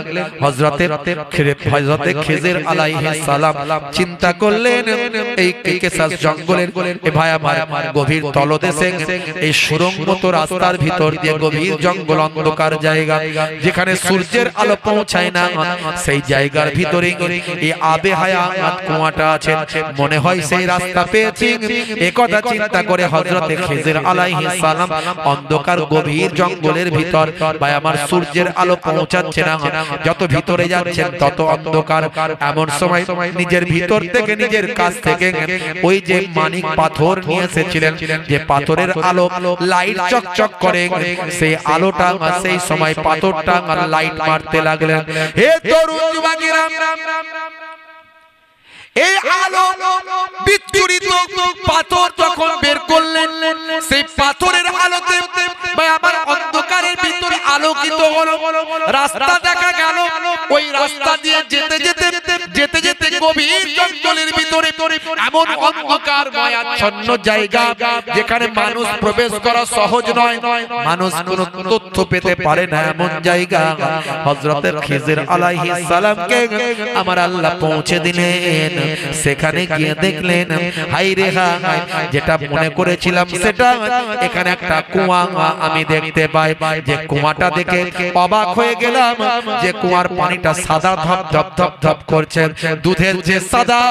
হযরতে খিজির আলাইহিস সালাম চিন্তা করলেন, এই কুয়ার পানি পান করার জন্যই জুলকারনাইন বাদশা পেরেশান হয়ে আছেন। আহারে জুলকারনাইন বাদশাকে আমি ছেড়ে এই কুয়ার কাছে এসে পৌঁছালাম।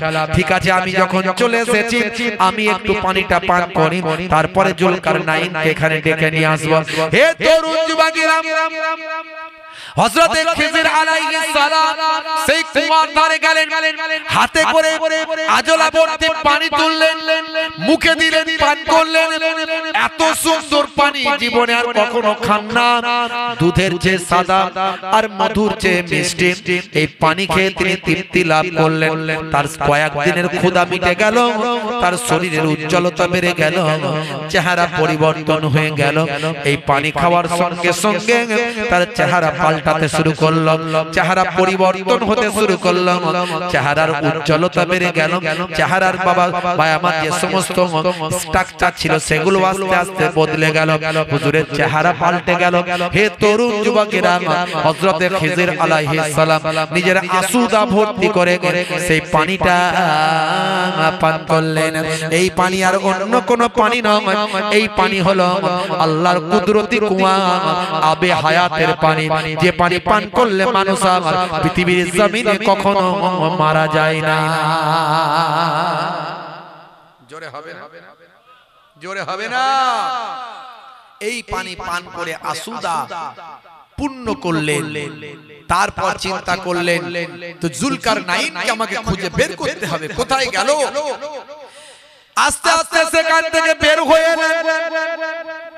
হে তরুণ যুবকেরা, হে আমার বন্ধুরা, হে আমার মুরব্বিয়ানেরা, বাইরে বের হয়ে এসে আবার সূর্যের আলো পেলেন। এসে দুজন সৈন্যের সঙ্গে দেখা হলো। তাদের জিজ্ঞাসা করলেন, আমাদের বাদশা কোথায়? বলে, হুজুর আপনাকেও তো বহুদিন থেকে খুঁজে পাই নাই, আর বাদশাকেও তো বহুদিন থেকে খুঁজে পায় না। এই গভীর জঙ্গলের ভিতর আমরা সবাই হারিয়ে গেছি। বাদশার সঙ্গে 1 বছর মোর থেকে দেখা হয় না। হে তরুণ যুবকেরা, বাদশাকে খুঁজে আর পাওয়া গেল না। হযরত খিজির আলাইহিস সালাম খুঁজতে শুরু করলেন। খুঁজতে খুঁজতে খুঁজতে খুঁজতে নিজেও ওই জায়গাটা আবার হারিয়ে ফেললেন। হে তরুণ যুবকেরা, বাদশার সঙ্গে যখন দেখা হলো, ভাই আমার সঙ্গে বাদশার সঙ্গে যখন পরিচয় হলো, হে তরুণ যুবকেরা, তার আগে বাদশার সঙ্গে একটা ঘটনা ঘটে গেল। বাদশার সঙ্গে আল্লাহর মালায়েকা ফেরেশতার সাক্ষাৎ হলো। এই গভীর জঙ্গলের ভিতরে বাদশার সঙ্গে আল্লাহর মালায়েকা ফেরেশতার সাক্ষাৎ। বাদশা একাকী অবস্থায় তখন ছিলেন। বাদশা জুলকারনাইন সালাম কালামের পর জিজ্ঞাসা করলেন ফেরেশতা, হে বাদশা জুলকারনাইন, আপনি এই জঙ্গলের ভিতর কি করছেন? বাদশাই ছেড়ে দিয়েছে, এখানে কেন ঘুরছেন? তখন বাদশা জুলকারনাইন বলতে লাগলেন, আমি আবে হায়াতের সন্ধানে এখানে এসেছি। আমি সারা জীবন বাঁচতে চাই, কিয়ামত পর্যন্ত বেঁচে থাকতে চাই, আর বেঁচে থেকে আল্লাহ তাআলা ইবাদতে কাটাতে চাই। হে তরুণ যুবকেরা, হে আমার মুরব্বিয়ানেরা, বাদশাকে তখন ফেরেশতা বললেন, হে বাদশা জুলকারনাইন, আপনি এই স্বপ্ন দেখবেন না, সারা জীবন আপনি বাঁচবেন। কোন মানুষ সারা জীবন বাঁচবে না, কোন মানুষকে আল্লাহ সারা জীবন হায়াতে রাখবেন না। আপনি মানুষ হিসাবে এসেছেন, সারা জীবন বাঁচার জন্য আসেননি। আপনার জন্য পরকাল আছে, আপনার জন্য জান্নাত আছে, আপনার রুহের জন্য ইল্লিনের মাকাম আছে, আপনার জন্য কবরের বারজাখী জিন্দেগি আছে। হে বাদশা, আপনি ওই চিন্তা করবেন না, এই চিন্তা ভাবনা আপনি ত্যাগ করুন। আমার আল্লাহ মানুষকে সারা জীবন পৃথিবীর জমিনে রাখবে না, আপনি আল্লাহর নির্দেশের বাইরে যাবেন না। হে বাদশা শুনুন, আপনি স্বপ্ন এই চিন্তা করা আপনি ত্যাগ করে দিন, বরং যতদিন আল্লাহ আপনাকে বাঁচিয়ে রেখেছেন ততদিন আপনি আল্লাহর ইবাদতে কাটিয়ে দিন। হে তরুণ যুবকেরা, তখন বাদশা ঠিক করলেন তাই হবে। আমি আর আবে হায়াতের পানি পান করার আমার স্বপ্ন রইল না। এখন আমি যতদিন হায়াতে থাকবো আল্লাহর ইবাদত করব। সঙ্গী সাথীদের সঙ্গে মোলাকাত হলো। মোলাকাত হওয়ার পরে সকলকে জানিয়ে দিল, যাও যাও তোমরা দেশে ফিরে যাও, তোমরা বাদশাহী যে সমস্ত কাজগুলো আছে সেগুলো দেখাশোনা করো, দেশের মানুষের উপকার করো, চলে যাও। আমি এই জঙ্গল থেকে আর ফিরবো না। বাদশা জুলকারনাইন সেই জঙ্গলে আল্লাহর ইবাদতে কাটাতে লাগলেন। বহুদিন ইবাদত বندگی করে আল্লাহর দরবারে আল্লাহর ডাকে সারা দিয়ে ইন্তেকাল করলেন। ভাইরা আমার, তরুণ যুবকেরা আমার, বাদশারা ওই আবে হায়াতের পানি পান করা হলো না, কিন্তু আমার আল্লাহ হযরত খিজির আলাইহিস সালামকে পানি পান করালেন। সেই খিজির আলাইহিস সালাম এখনো হায়াতে আছে, এখনো হায়াতে আছেন। কোথায় আছেন আমরা জানি না। আরেকজন পয়গম্বরকে আল্লাহ হায়াতে রেখেছেন, তিনি হলেন কে? আকাশে রেখেছেন তাকে, চৌথা আসমানে। তিনি হলেন হযরত ঈসা আলাইহিস সালাম। জোরে বলুন সুবহানাল্লাহ। এইভাবে কয়েকজনকে আল্লাহ হায়াতে রেখেছে। এগুলো আল্লাহর অলৌকিক ব্যাপার, সবাইকে আল্লাহ রাখেন। তা আমাকে আপনাকে আল্লাহ ইবাদতের জন্য পাঠিয়েছে। যতদিন বেঁচে থাকবেন আল্লাহ তাআলার দরবারে ইবাদত করবেন, নামাজ ছাড়বেন না, রাসূলের সুন্নাত ছাড়বেন না। ভাই আমার, বন্ধুরা আমার, তরুণ যুবকেরা আমার, আমার আল্লাহর ইবাদত ভুলে যাবেন না, আমার দয়ার নবীর মহব্বত ছাড়বেন না, রাসূলের তরিকা ভুলে যাবেন না, রাসূলের আখলাক চরিত্র ভুলে যাবেন না। আমার নবী পাককে মহব্বত করবেন, রাসূলকে ভালোবাসবেন, আপনার আমার নাজাতের জারিয়া হয়ে যাবে। কাল কিয়ামতের দিনে আমার আপনার নবী আপনার আমার জন্য সুপারিশ করবেন, শাফাআতি করবেন। জোরে বলুন সুবহানাল্লাহ। আমরা ফুরফুরা শরীফ মুজাদ্দিদুজ জামান দাদা হুজুর পীর কেবলা রাহমাতুল্লাহ আলাইহির ভালোবাসার মানুষ, মুজাদ্দিদুজ জামানের দেখানো আকীদার মানুষ, মুজাদ্দিদুজ জামান আমাদেরকে সঠিক রাস্তাটা দেখিয়ে দিয়েছেন। আখেরি জামানা অনেক বিভ্রান্ত, অনেক দলমত, অনেক মাযহাব, সিলসিলা, আকীদা আমার আপনার ঈমানকে নষ্ট করে দেবে। আল্লাহর ওলিদের পথে চলুন। আল্লাহর ওলিদের আল্লাহ কোরআন মাজিদে বয়ান করেছেন ওলিদের কথা। যারা আমার ওলি বান্দা হয়, আমি আল্লাহ বলি তাদের কোনো খৌফ নাই, ডর নাই, চিন্তা নাই। আলা ইন্না আউলিয়া আল্লাহি লা খাউফুন আলাইহিম ওয়ালা হুম ইয়াহজানুন। যারা আমার প্রকৃত বন্ধু হয়, আমি আল্লাহ বলি তাদের কোনো খৌফ নাই, ডর নাই, তাদের কোনো চিন্তাও নাই। জোরে বলুন সুবহানাল্লাহ। বন্ধুরা আমার, যাই হোক, সময় নেব না, রাত অনেক হয়েছে। সেই আলোচনার মজলিস জান্নাতি বাগান, যেখান থেকে আমাদের ঈমানকে তাজা করব। এই ঈমানকে তাজা করার বয়ান শুনলাম, আমলের বয়ান শুনলাম, ইবাদতের বয়ান শুনলাম। আমাদেরকে মরতে হবে, কেউ পৃথিবীতে বাঁচবে না।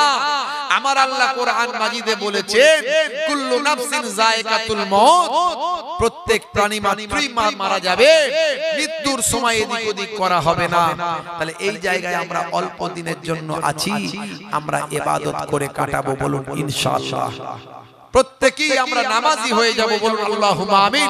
আল্লাহ কবুল করে নিন, বলুন আল্লাহুম্মা আমিন। ভাইরা আমার, সেই পাক মাহফিলে একটুখানি আপনারা আগামী বছরের জন্য সহযোগিতার হাত বাড়িয়ে দিন। যেমন আপনারা এর আগে প্রত্যেক বছর দান সদকা করেন, এবছরও করুন, যাতে করে জান্নাতের বাগান যেই জায়গায় হয়, আল্লাহর রহমত ঝরে ঝরে অবতীর্ণ হয়। জোরে হবে না? জোরে হবে না?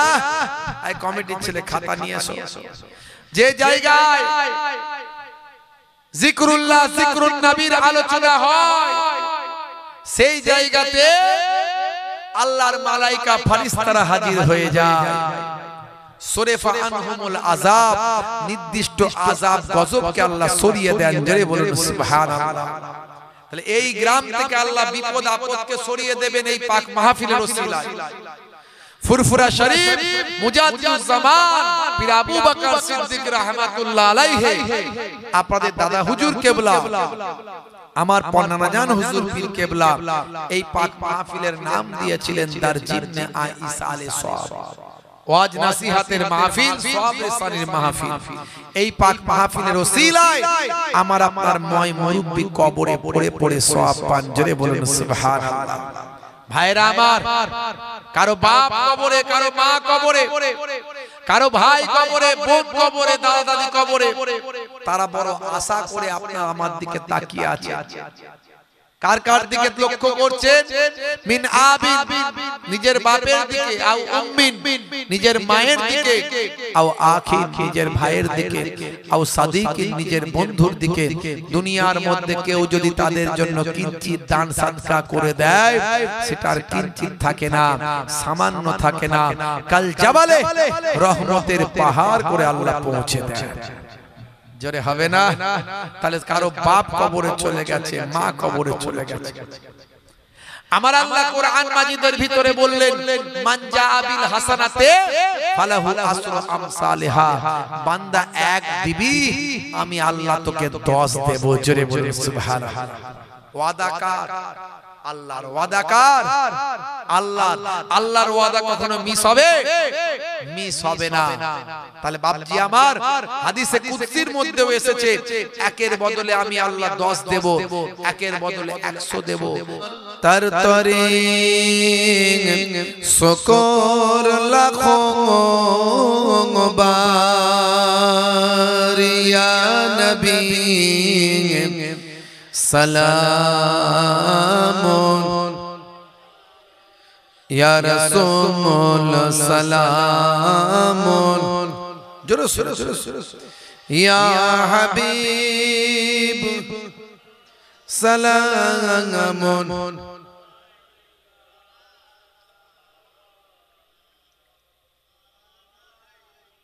রাসূলের পিতা আব্দুল্লাহ,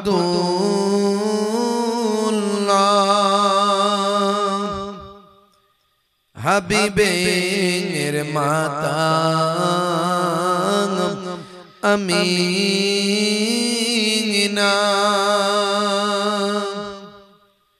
নবীজির নাতি দুজনা হাসান ইমাম হুসেন ইয়া নবী সালামুন আলাইকা ইয়া রাসূল সালামুন ইয়া হাবিব সালামুন সালাওয়াতুল্লাহ আলাইকা সকলে বলুন ইয়া রাব্বি সাল্লাল্লাহু আলাইহি ওয়াসাল্লাম দাইমান আওয়াদাল্লাহ হাবিবিকা মাওলানা মুহাম্মদ ওয়া আলা আলি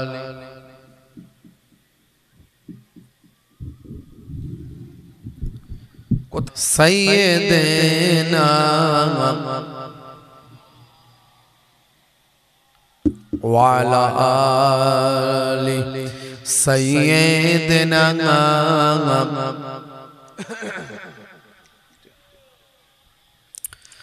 আলহামদুলিল্লাহ আলহামদুলিল্লাহি ওয়া কাফা ওয়া সালামুন আলা ইবাদিহিল্লাযিনা ইসতাফা أما بعد فيا أيها الإخوان رحمنا ورحمكم الله إن الله وملائكته يصلون على النبي يا أيها الذين آمنوا صلوا عليه وسلموا تسليما اللهم صل على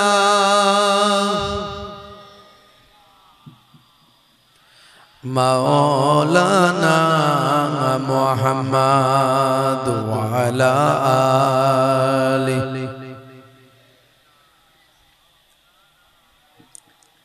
তাড়াতাড়ি চার পানি একটু খাও চাতে কত দেরি করলে হবে না আল্লাহুম্মা সাল্লি আলা সাইয়্যিদিনা মাওলানা মুহাম্মদ ওয়া আলা আলি সাইয়্যিদিনা আমি গোলাম তোমার হে পরওয়ার গোলাম করে রেখো আমারে করোনা কভু ভিখারি আমায় দুনিয়ার মানুষের দুয়ারে দুনিয়ার মানুষের দুয়ারে আল্লাহুম্মা সাল্লি আলা সাইয়্যিদিনা ওয়া আলা আলি সাইয়্যিদিনা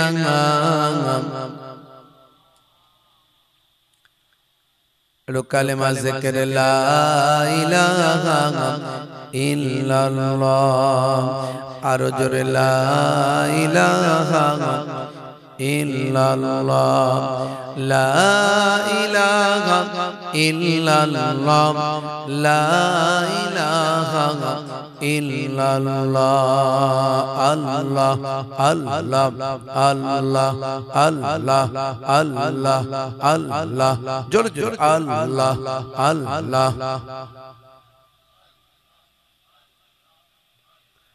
লা ইলাহা ইল্লাল্লাহ লা ইলাহা ইল্লাল্লাহ লা ইলাহা ইল্লাল্লাহ মুহাম্মাদুর রাসূলুল্লাহ সাল্লাল্লাহু আলাইহি ওয়াসাল্লাম وقال الله تعالى في كلامه المجيد والفرقان الحميد يا أيها الذين آمنوا اتقوا الله حق تقاته ولا تموتن إلا وأنتم مسلمون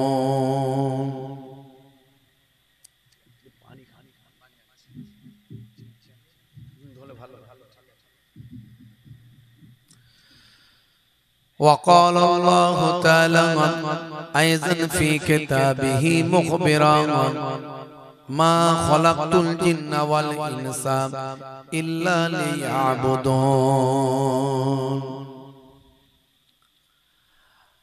وقال الله تعالى أيضا في كتابه مخبرا وما رميت إذ رميت ولكن الله رمى وقال النبي صلى الله عليه وسلم من تمسك بسنتي عند فساد أمتي فله أجر 100 شهيد إلى آخر الحديث أو كما قال عليه الصلاة والتسليم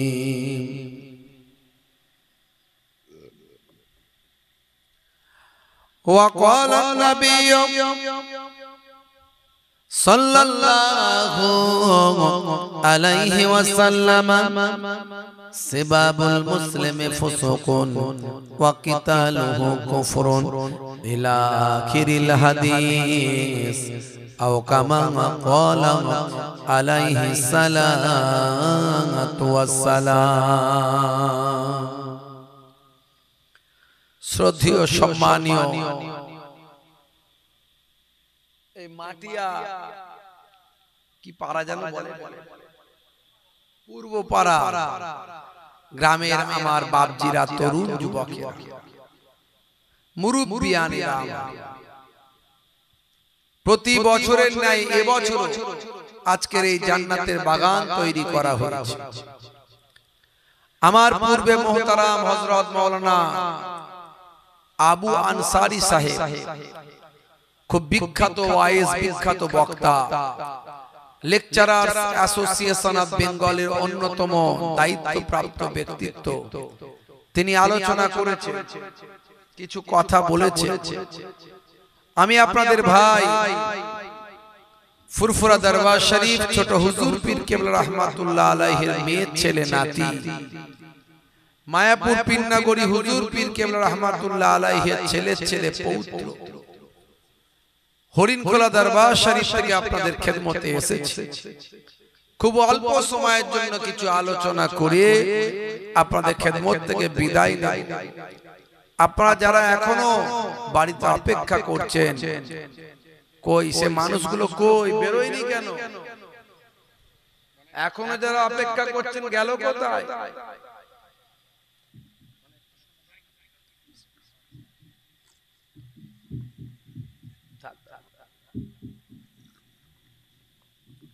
দেরি না করে পাক মাহফিলে চলে আসেন সারা রাত্রির মজলিস নয় ওয়াজে মাহফিলে আসবেন কখন একেবারে শেষে যখন দোয়া খায়ের হবে তাবারুকের ব্যবস্থা কোহারি 14 হাঁড়ি বিরিয়ানির ব্যাপার বুঝতে পারছেন তাবারুক 14 হাঁড়ি তার মানে কত লোকের আর কতগুলো লোক বসে আছে এখানে 1500 লোকের আয়োজন আছে কটা লোক বাকি লোকগুলো আসবে কখন এই ভাইদের তো আইডিয়া ভুল নাই 1500 লোকের আইডিয়া করেছে কারণ 1000 লোক তো হবে আছে কটা লোক তাহলে বাকি লোকগুলো আসবে কখন তাবারুক খাওয়া হবে যখন আমরা যাব তখন ওয়াজ আমরা শুনেছি জীবনে অনেকক্ষণ আর শোনার দরকার নাই এখন তাই তো নাকি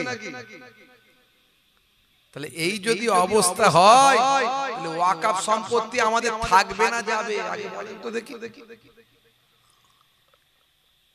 ওরা বুঝে গেছে যে এদের ওয়াকফ সম্পত্তি নিয়ে নিলে অসুবিধা নাই, এরা 2-4 দিন একটু চিল্লাচিল্লি করবে, তারপর আবার ঠিক হয়ে যাবে। এরা বিরিয়ানি খাওয়াতেই শেষ, এরা আর কিছু বোঝে না, এরা কৃষকদের মতো আন্দোলন করতে পারবে না, ওরা বুঝে গেছে।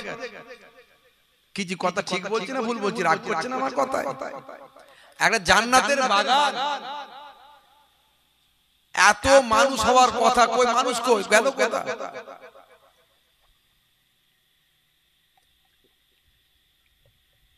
মানুষ গেল কথা? এখনো বাড়িতে অপেক্ষা করছে, কিসের জন্য? কেন এত দিন ধরে ওয়াজ শুনছে, তারা জানে না যে জালসায় গেলে কি লাভ? এগুলো কি আমরা বলিনি এর আগে যে আপনি এলে আপনারও লাভ, আর আপনার ময় মুরব্বী যারা কবরে গেছে তাদেরও লাভ? নাকি বিশ্বাস হয় না? নাকি সব ফালতু কথা? কি জি? তাহলে আসেননি কেন? নাকি তাবারুকের আগে আসবেন? কখন আসবেন? বড় দুঃখ লাগছে দেখে, এতক্ষণ জলসা হচ্ছে, মজলিসটা ভরে যাওয়ার কথা, কিন্তু সেই মজলিসের লোক। হে তরুণ যুবকেরা, হে আমার বন্ধুরা, শুনে রেখে দিন বাবা, জেনে রেখে দেন হে মুসলমান, আপনাকে আমাকে পৃথিবীতে মানুষ হিসাবে আল্লাহ পাঠিয়েছেন, জীবনে একবারই পাঠিয়েছেন, আর বারবার পাঠাবেন না। এই জীবনে একবার মারা গেলে আবার আপনাকে মানুষ হিসাবে পাঠাবেন না আল্লাহ। হে তরুণ যুবকেরা, জন্ম জন্মান্তর ইসলামের মধ্যে নাই, এই জন্মের পরে আবার পৃথিবীতে আল্লাহ পাঠাবে না, 7 জন্ম আপনার হবে না। হে যুবকেরা, একবারই পৃথিবীর জমিনে এসেছে, এখান থেকে কিছুদিন পরে আপনাকে আমাকে বিদায় দিয়ে চলে যেতে হবে, সারা জীবন কেউ বাঁচবেন না। আমার আল্লাহ কোরআন মাজিদের ভিতরে বললেন, কুল্লু নাফসিন যায়কাতুল মাউত, প্রত্যেক প্রাণী মাত্রই মৃত্যুর আস্বাদ গ্রহণ করবে। মওত যখন হবে, মৃত্যু যখন আসবে, নির্দিষ্ট সময় বলে কিছু থাকবে না। এজা জা আজালহুম লা ইস্তাখিরুনা সাআতাম ওয়া লা ইস্তাকদিমুন, মৃত্যুর যে সময় নির্ধারণ করা হয়েছে, সেই সময়ের একটু এদিক ওদিক করা হবে না।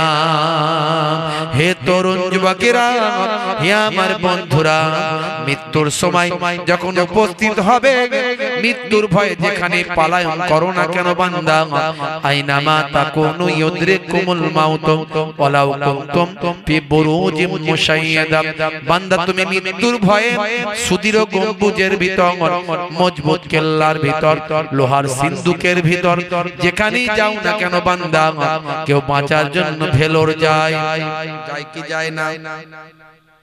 সবাই কি আর বাঁচে না? কিছু জন কেউ লাভ হয় না, কথা ঠিক না ভুল বলেন?